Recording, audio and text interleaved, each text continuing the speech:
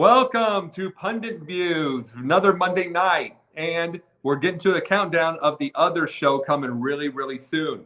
I am Jacob Christer, the pundit's pundit himself, and I'm now in red, so I don't know if that's a message or what it is.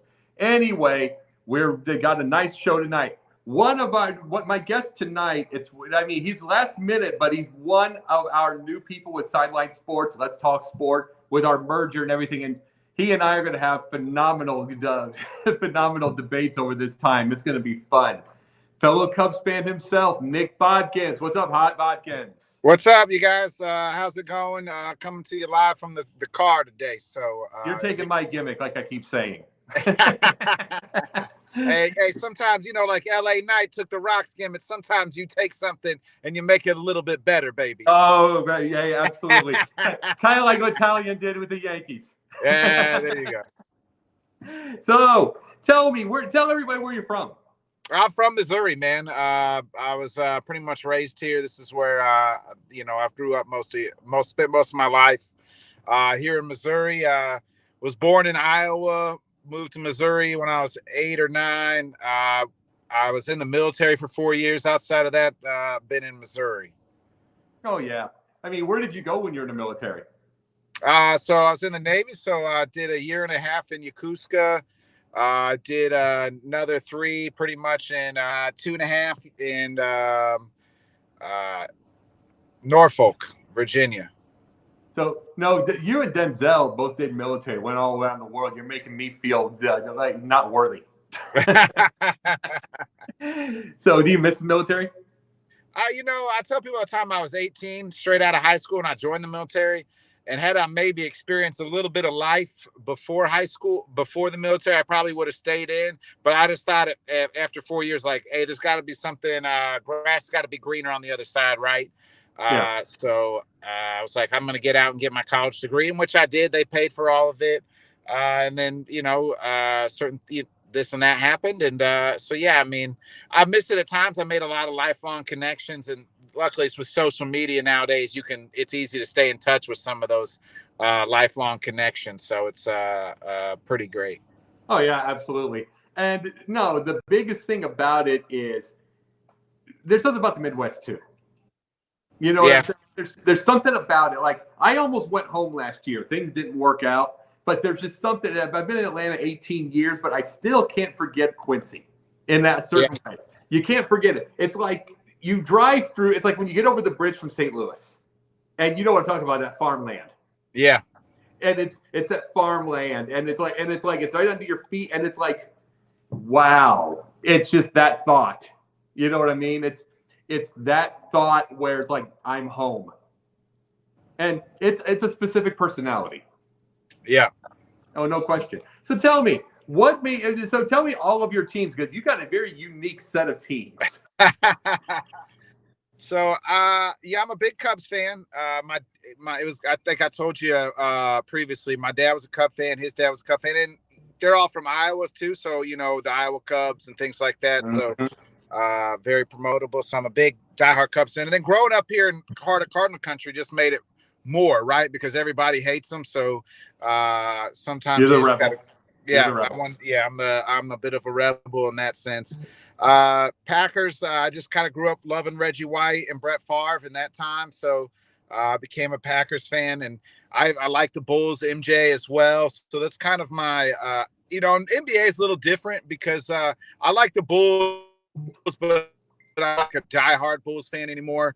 I still watch them a little bit, but I'm more of I like a lot of players instead. I was a big Tim Duncan guy for a long time. When I was growing up in high school, that's who I wanted to be. My game kind of after, just the big fundamental.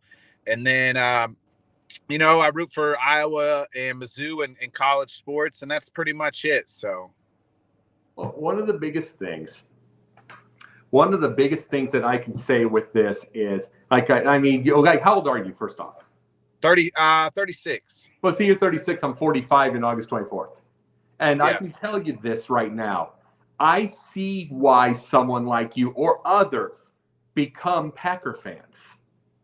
If I might have become this. Now, mind you, my brother grew up, had a Steelers jacket. He wasn't a Steelers fan, but he had a Steelers jacket. He's like 6.5 years older than me. I remember that vividly.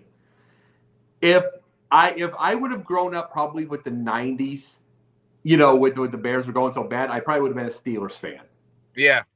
Over just because I still like the tradition and the idea and stuff. But I grew up 84 through 92, 91, where the Bears had 7 division titles. They had 6 or 7 division titles, a Super Bowl, 3 NFC title games, like that sort. And it's like, I grew up with that. But if I was I get you, because if it's with your era, the Bears are awful. Yeah. Bears are awful. I mean, you can't help. I mean, we can get Brett Favre. It's the man might have some question marks, right? In questionable history, even recent history. But the player, Brett Favre, the player on the field, was one of the top 5 most exciting players to watch. And maybe I would put in his era, Barry Sanders, Brett Favre, Deion Sanders as probably the 3 most must-see TV players to watch during that era, because Brett was going to do something crazy. He was going to win you as many games as he was going to lose you. So it was a lot of fun, and he just had that joyous background and played like a schoolyard backyard football and just was having fun out there. So I think that's kind of what drew me. And I loved Reggie White, his persona, the minister of defense, and what he stood for as well. So that's kind of, Yeah, and you're right. It's like to see the big, and trust me, I saw the first 9 years Bears dominated 13-3. I mean, you don't ever think it's going to get, and then ever since then, 12 wins. That is 30 years. Yeah, that's saying that tells you your life blows by. But see, I don't care about what people say, like, oh, the whole idea myself with Brett. It's the same with Ted DiBiase. It's the same with the whole deal. Here's the deal in the end. These are people online that are living in glass houses. Something along the line, they made a mistake somewhere. Is Brett a good person if he did what he did? No, of course not. But you got to separate the person from the performer every single time. You've got to watch that ball game. People, let's use music, for instance. I still listen to Michael Jackson. I spent the better half of my last decade of stopping child abuse, like investigating child abuse and child crimes. So you're a policeman? Huh? You police? No, I was a child, like CPS, child investigations, and then I was a forensic interviewer. So I interviewed kids who had been like physically and sexually molested, but like I can still listen to Michael Jackson, even though he did heinous things, right? Like I can separate the artist from the art. That's still made fucking Thriller. So, So careful with the thing with we are on stream, but be careful with that. No. I was just saying, you're right. The biggest thing is we have to do that or we'll never enjoy anything. Yeah. People don't enjoy. They don't enjoy to simply enjoy things. They won't let themselves. They want to forget just because they don't agree with you. Forget the whole deal. And we have got to allow ourselves to live life. Enjoy. Enjoy Brett Favre because he was exciting. He was. And, he was exciting. And here's the deal with the way the internet goes. Watch how many years before someone tries to find something on Tim Tebow. That might be a little harder, but eventually. It might be harder, but someone's going to go for it. Someone's still probably going for it. And it's like, you can't forget. And if hypothetically something says somebody and he has to apologize, which would be a mistake. But if something does that, you can't forget Florida. You can't forget you cannot forget the Denver Broncos. You can't forget that world. Those were fun times. The Tebow's aspect, right? The knock on him, people would always say he just wasn't an NFL player. So he can be the great person and everybody will still just try to put people down and say he didn't make it in the league. You know what I mean? So like back to your point, it's like, there's always going to be a negative Nancy, right? Like there's always going to be somebody that tries to bring people down no matter what they do, or, for like Tim Tebow, like Tim Tebow is, was a heck of a college football player. One of the top, 25 best, probably one of the top 15 of the last 30 years, right? Like if you think about it, and what he did. Now, it didn't translate into the league. That doesn't discredit what he did in college. It doesn't discredit who he is as a person, because everybody who mates Tim Tebow raves about him and the things he does. But he just what didn't translate into the league, and then you had the baseball thing that didn't work out. But he went for it. Shot for his dream, and I think that's something that you should take credit for. We root for failure, which is unfortunate. And that's the big. It's like, now let's bring up I was going to bring this part up is you being a Cubs fan. And I told you, I'm a Cubs since '84 myself. So the whole big thing with them, it's like, now I wanted to bring this to you because, see, part of the reason I was not saying that Jameson Taillon's been great this year at all. In fact, he's been pretty bad. But I also was looking at the 214-win season. I'm like, that's a number 4 right there, So I'm seeing that. The reason I was saying the other night that he could have a great game, which he ended up having, was I was saying because he worked in Yankee Stadium all year. He knows the thing. But the biggest thing that we could say with something like this is, do you think by itself that he could have a return from that? Or do you think he's 5 in a row loss like I was talking about? I don't know. I mean, as a Cub fan, you hope he does, right? But to me, he reminds me of guys like Tyler Chatwood, Edwin Jackson, guys that we signed, to those deals to be a 3, a 4, and you just prayed that they would get hurt. I mean, you never want to see anybody hurt, but you're just like, man, they just don't got it. Tyler Chatwood's a perfect example, right? We signed him, several years ago for like a 3-4 year deal. And we kept running him out there. We were like, well, we took what he did in Colorado. Like, well, that was in Colorado. And so, like, he should be better at Wrigley, right? Because the air's not as thin, this and that. And what happened? He stunk up the joint every chance he got. And it was a bad signing. Edwin Jackson, same thing, right? It was kind of Theo Epstein's first big kind of major signing. What'd he do? He just ate up innings and gave up a lot of home runs. So that's what Taillon kind of reminds me of, is just one of those guys, a guy that, hey, he had a little minor success someplace else. We hope for the best here. Well, hope in one hand and poop in the other one, see which one fills up faster. Absolutely. And well, my thing is, it's the innings eater like you bring, I'm saying you won't have, unless you're the mega star pitcher or whatever, it's like you're not going to have winning years or successful every single year. But if you can go 14 in Yankee Stadium, and it wasn't just like because the hitters took it, he was around a 3.5, so it was a good year.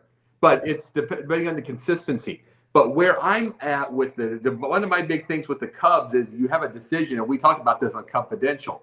What do we do with this team? I mean, they are only 7 out with no team. I mean, Cincinnati's fun to watch, but they're going to fade.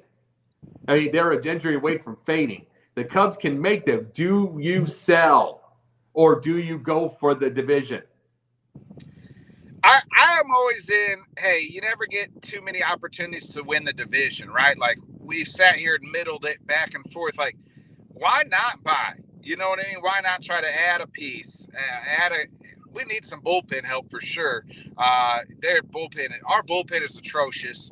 I mean, we've gotten messengers until I've told you, I've listed off about 8 guys that I have nicknames for that were, and that's what I feel like this bullpen is, of all those guys together, it's just collectively bad. We don't have a closer. You don't have, a set. I guess Adbert Alzolay is the best thing probably in our bullpen, and he was supposed to be a starter at one point. And it's just nothing has worked out. Michael Fulmer's been an absolute, one of the worst signings. Yeah. It is not working well. So we need to add a bullpen. I love our lineup. I mean, we're right. We're right. This is the whole division, top to bottom, stinks. It really does. But why not try to go for it? And if you get in the playoffs by winning the division, anything can happen. We've seen crazy things happen. The Florida Marlins, twice, did something crazy. The Phillies, even last year, right? The Phillies made it all the way to the World Series. That was unprecedented. We didn't expect that. No, none of us did. At the All-Star break last year, this is a team that fired their manager. Remember, they fired Joe Girardi, and they made the World Series. So if you got a chance to kind of go for it and win your division, why wouldn't you? Yeah. I am at the point where I never thought I would be at this point. I'm almost at the let's get rid of Jed Hoyer, let's get a David Ross, and let's get new GM, new manager. Well, you see, you didn't hear a lot of before when we did the whole confidential thing before you came on, before you were with us. You didn't hear a lot of what I was saying with this. To me, David Ross is like, remember I said yesterday, they can win now. I'm like, they won. But I think the thing about Ross is I really believe that as a catcher, you have a certain game that game knowledge that a lot of people do not have. And he has a potential, mind you, to be really good someday. But what they did is they had him sitting next to Joe Madden for a year. It's basically what he did. And then he basically took it.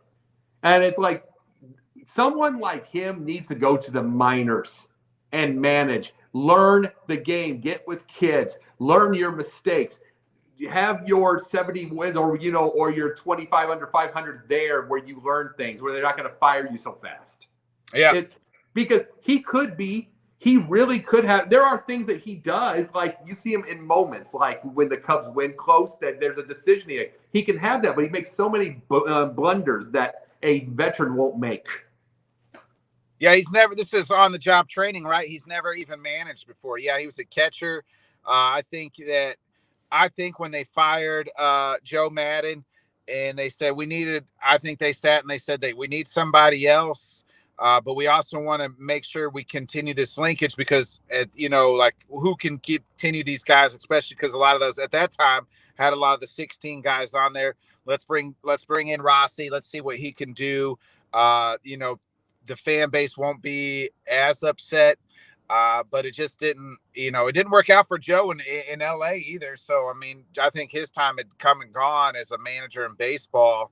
I think Rossi's time you're right. Minor league should have done well. A guy that Ryan Sandberg went that route, right? Now it didn't work out for him in Philadelphia, but remember he was with the Cubs a long time in the minor leagues. And I think there was a time I really wanted Ryan to be our manager and they just never pulled the trigger when he was our minor league manager. And that team was pretty good in the minors. And then they just didn't pull the trigger on him and he went to Madden is, here's the thing though. Joe Madden not working in Los Angeles, to me, that's Artie Moreno's fault.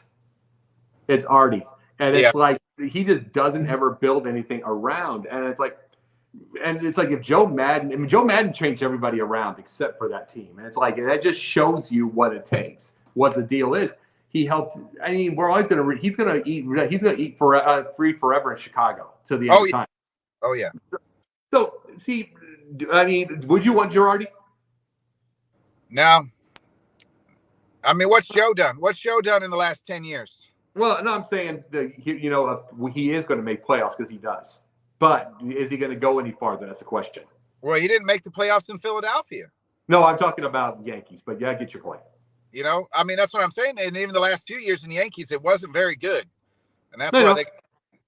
Oh, I know. I just meant that he will make playoffs. Would he make it farther? That is a question. Yeah.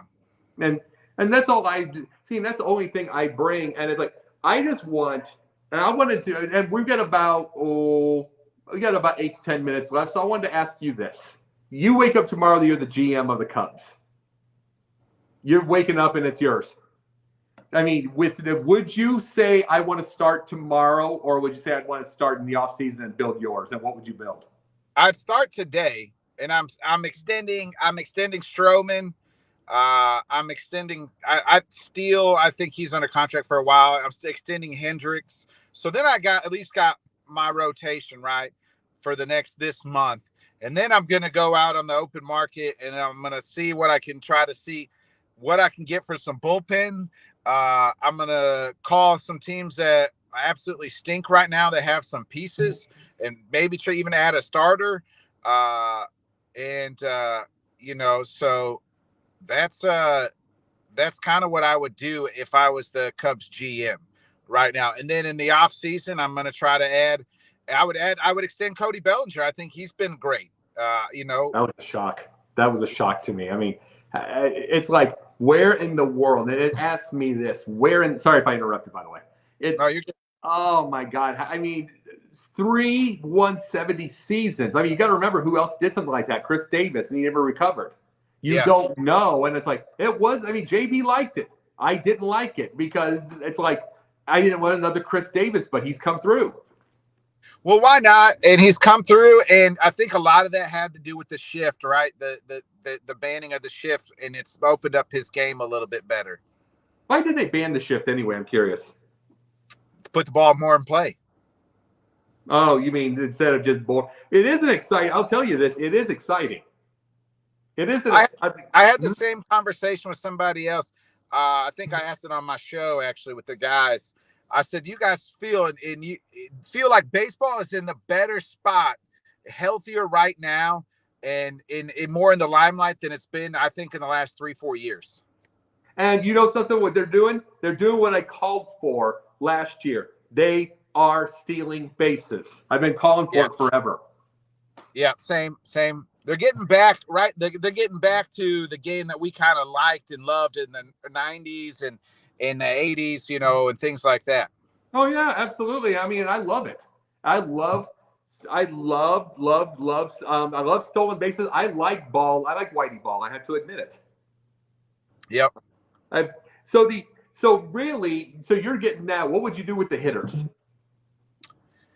I mean, like I said, I'd extend Bellinger, but I really feel like we need a big bat in our lineup. Who's one guy in our lineup that you're like, oh, we don't want to lose? You know, that's the guy that scares me the most. I'll tell you this. But I'll tell you this. I love Morel.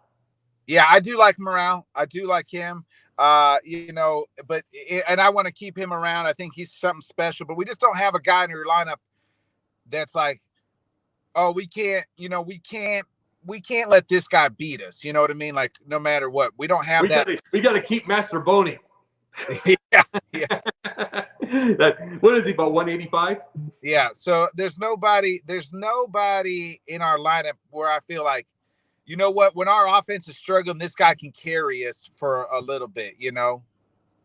What would you do how would you try to get Shohei Ohtani? Open up the checkbook. That's all I mean. That's all you can do. I mean, just open up the checkbook. Hey, we're going to do whatever we can to keep you here. You know, but he wants to play for a winner. So if the Cubs want to get Shohei Ohtani, that's part of the reason why I feel like you got to show them that you want to win. So why not show now? Hey, if you win the division this year, you can say, hey, we won the division this year. With you, we feel like we can really contend now. Like I said before, this is the riskiest thing. Like I said, it worries me to get him as is on that right there. I mean, as a hitter, I think he's a good pitcher and an amazing hitter. Yeah. To me, I love the secret of that. I love the secret of his deal, of the idea that he can pitch, but I don't want him out there all the time. I like the idea. I like the idea in the playoffs, you know, use him. You know what I mean? Use him during the season. Don't get that wrong. Maybe he'll keep his arm warm. Don't just like not use him all year and then put him in there. No, you don't want to bust his arm up. But what I'm saying is I like the idea in the playoffs using as a reliever instead of, because you don't get him off that thing. And the reason is because I don't want two slots. If he's injured, I don't want two spots out. Yeah. And that's my main reason for it. It's like, it's the idea of injury. I mean, like for instance, there's no Mike Trout right now. 2 spots. I mean, he's 1 spot. He's gone. You know, he's not a pitcher. Yeah. But Ohtani goes out. That's 2 slots. So but my big thing that I would want to get, I'd want that shot. I want that shot at something like that because the Cubs have that. And personally, to me, we don't have a chance of him without the 2003 Dusty Baker. Because he brought people. He brought people in we never saw before. See, you're old enough to remember when the Cubs were really, really bad. Well, yeah. You know, quick story. That's how, you know, through 2003, right? I was junior in high school. Yeah. In 2003. So funny story. I remember watching the game 6. Mark Pryor in the Bartman Ball. Before the Bartman Ball, I'm looking at my dad, who's a lifelong Cub fan, chain smoking in our living room. I'm like, Dad, we're going to the World Series, and he's like, boy, don't say that. Anything can happen, then we lose. And he tells me at that point in time, now you're a Cubs fan, because just when you think that where you're about to go, they rip your heart out. He's like, so now you're truly a Cubs fan. I go to school the next day. My basketball coach knows I'm a lifelong Cubs fan. Says, we're supposed to have practice that night. And he says, hey, Bodkins, how many times Cubs make the playoffs in your lifetime? I said, well, now in 98, really, the wild card game. I said, that's the only 2 times they've ever really made it in my lifetime. And he said, well, if you want to skip basketball practice, get home and watch game 7, you can skip practice and get home to make sure you're watch game 7. I said, Coach, I appreciate it, but they're gonna win or lose whether I watch them or not, and I'll catch I'll be home catch the back half of the game. So I went to practice instead, and but yeah, so that's really 2003 is my what my dad says I became a real life Cubs fan. Well, my main thing was I was trained by my father, though. This is the funniest story. You know how kind of a fan I am. I'm kind of use my head a little bit, Yeah. The whole big thing with this was my dad taught me this kind of thing. He taught me all this. This is, you don't take it serious. You don't kick TVs. You don't do all that. Yeah. He taught me that type of thing. He used to say to me when the Bears, whether they won or lost, he used to say to me, well, all right, go mow. Go mow, go rake leaves, go shovel snow, whatever it was, depending on the season. Yeah. And then, but the thing is, it makes you not think about it, win or lose. So when the Cubs lost in 2003, I called Mom, and it's like, well, another year. And it's like, and then when the Bears lost the Super Bowl in that 2007, my mom asked my dad, do you think Jake will take it hard? Nah, that's not him. Yeah. No, because I don't jump off of buildings, and it's like, and then you think of 16 World Series. Think about this. Bryant's foot slipped. If that's a 6'2" first baseman, we lost. Yeah. But it was 6'6". You have to, at some point, a 6'6" first baseman is going to bail it out. Yeah. And that's the thing. Well, dude, I know we turned it into confidential a little bit, but I will tell you this, Nick, you are awesome. I appreciate it, man. I try. And you are awesome. And I mean, we look forward to having you with Sideline Sports. I had to get it early because I got another show to do. But I mean, we will keep in touch and everything. And we've got ourselves a lot of stuff to do on Confidential in the future, don't we? Yeah, most definitely. I bleed Cubby Blue. Let me ask you this. And all those guys in 16, I felt like 2 guys should have stayed Cubs for life. And unfortunately, they're playing probably for my 2 least favorite organizations. That's Anthony Rizzo, who's a Yankee, and Wilson Contreras, who is a Cardinal. And it's funny though. I was thinking about this real quick too. They let all those guys go, right? Javi's gone. Rizzo, Contreras. They're not really doing. Rizzo's done pretty well in New York, but outside of him, none of those guys. Chris Bryant's not doing well in college. None of those guys aren't lighting the world on fire. So who got it right? Was it the organization? Did they get it right by getting rid of all those guys? Organization didn't mean anything. They just wanted to sell. But personally, to me, the biggest devastation for the Cubs for a future I'd say lifetime, like 3-4 World Series was losing Dexter Fowler. Yeah. It's like, because we had to go through 100 different the leadoff hitters. Leadoff guys. Yeah. Yeah. Well, anyway, I got to get myself going, man. I'm sorry to interrupt it. Oh, you're good. Let's have this conversation on Confidential Wednesday. All right. I'll see you then, brother. Take care, my friend. Take care. Have a great night. Yep. You too. Yep.